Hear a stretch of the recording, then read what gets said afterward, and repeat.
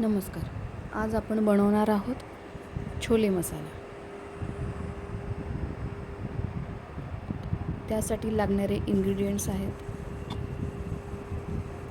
कांदा, टोमॅटो, कोथिंबीर, थोडं खोबरं, अद्रक लसूण. आपण हे ग्राइंड करून घेऊया. त्याच्यानंतर तेलाला फोडणी देऊन घेऊ.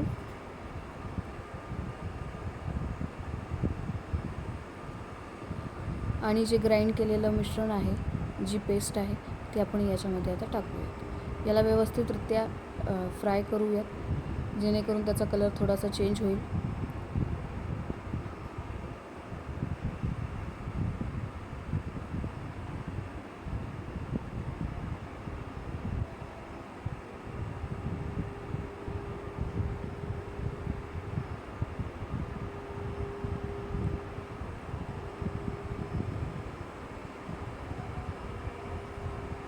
कारण आपण हे सगळे जे इन्ग्रेडियंट्स आहेत ते आपण कच्चे घेतले होते, त्याला आपण आधी फ्राय नव्हते केले, म्हणून थोडं आधी याला फ्राय करायचं. Once the colour has change, we will add some masala like हल्दी,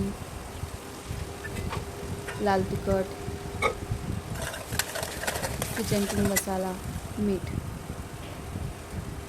त्याच्यानंतर आपण जे छोले भिजवून बॉईल करून घेतलेले आहेत कुकरमध्ये, ते आपण याच्यामध्ये ॲड करूयात. ही फर्स्ट उकळी आहे.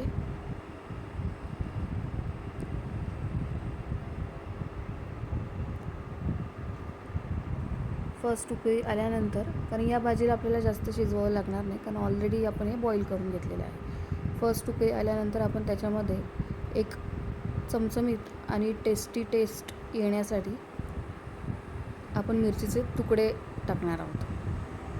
फोडणीमध्ये हे मिरचीचे तुकडे ॲड करायचे नाहीत, हे वरतून टाकायचे.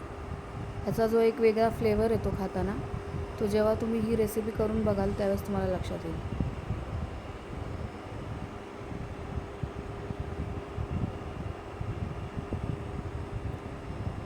मिरचीचा थोडासा तिखटपणा याच्यामध्ये उतरतो आणि खाताना पण खूप सुंदर टेस्ट लागते.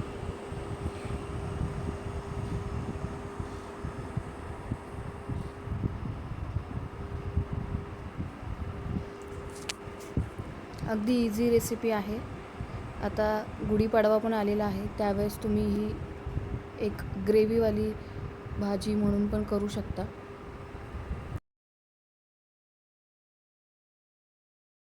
करण्याऐवजी आपण ही एक वेगळी भाजी अगदी कमी वेळात होणारी ट्राय करू शकतो.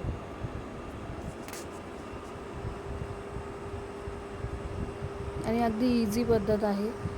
सगळे घरी ॲवेलेबल असतील अशीच इन्ग्रेडियंट्स आपण वापरलेले आहे, साहित्य आपण वापरलेलं आहे. त्याच्यामुळं असं खूप एक्स्ट्रा हा मसाला टाका, तो मसाला टाका, असं काही नाही आहे. जे आपले घरगुती मसाले आहेत तेच ॲड केलेले आहेत. ह्याच्यात फक्त एक वेगळा ट्विस्ट म्हणजे जे मिरचीचे तुकडे.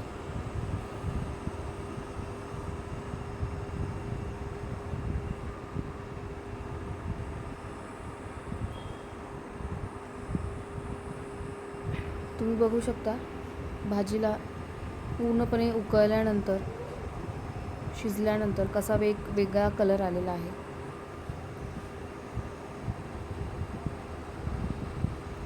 त्याच्यामध्ये आपण गार्निशिंगसाठी थोडी कोथिंबीर टाकूया.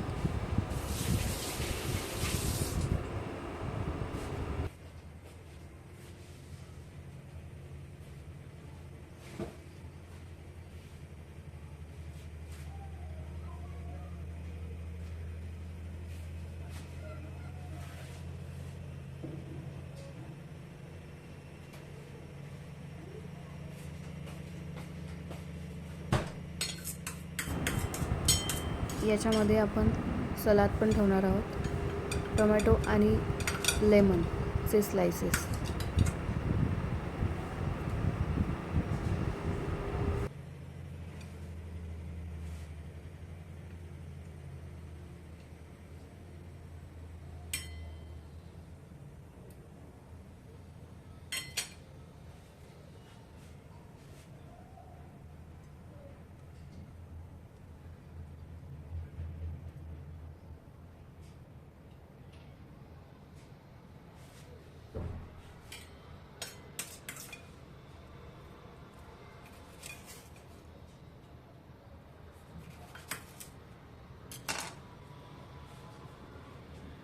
तुम्हाला ही रेसिपी जर आवडली असेल तर तुम्ही घरी ट्राय करा, शेअर करा आणि लाईक करा.